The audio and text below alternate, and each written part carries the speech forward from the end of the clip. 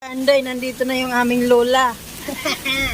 Are mga pasalubong, literal na Pilipino. Dala-dala niya yung laman ng grocery ng kanyang sister. Ayan, may mga kurnik-kurnik pa, Lagi na natin. Saan ka na? Bili ka na yung tubig. Ha? Tubig. Balik park kami, pero inulan kami ngayon. Kanina summer, ngayon tag-ulan. Na namatay, pumunta agad sa langit. Hindi, kasi pag antay natin ng hukom, lahat tayo, patay man o buhay, pare-parehas yan. Pero, mayroon silang kalalagyan na Hindi, dalawa, parang tulad. pero nakakaya naman kasi paano kung hindi niya mahanap yung ganyang kalutong. Hindi nga, bumalik na yung aking mahiwagang libo-libo. Yung libo-libog. Bumalik na. Sabi ko, Diyos ko, baka ako yung walang pambayad. Ako yung Nanalo pa yan sa waiting. Sa akin ka pa. Magkano? 18. 18,000? Sa ano? O, ano? Tira mo si Madam LB next week. Meron pa ba? Hindi, kahit balik niya rin na. Pupuntahin dito next week.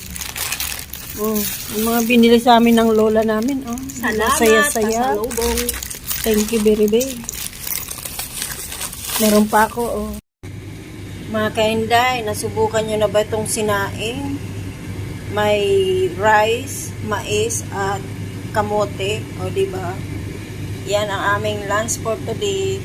Lunch and dinner. At syempre, kumukulo na yung aking gulay-gulay. Maya-maya, lalagay ko na yung aking munggo. At may gulay pa doon. At itong sardinas. So, ano pa? Healthy diet tayo for today. Ayan na mga kainday. Nandyan na yung sutanghon at sardinas. So, kunting kimbot na lang, luto na yan. At ito yung ating last na ilalagay. Para may green-green din. O, diba? Lahat gulay. Para maging social ang gulay nyo, ganito ang gawin ninyo. Try this. Masarap. So, guys, yung sinaing kong may mais saka kamuti na violet. Kanin may mais saka munggo na halo-halong gulay. At ito na nga ang yung inday. Sarap na sarap sa kanyang pagkain. At siyempre, lahat kami ay nag-enjoy. Tubig ka ba? Lami, puro gulay. Nasa bus na ako, hindi ako nag-awag. Mabenta yung aking mais at may kamuti. Sarap no, may kamuti. Sarap ng tulog.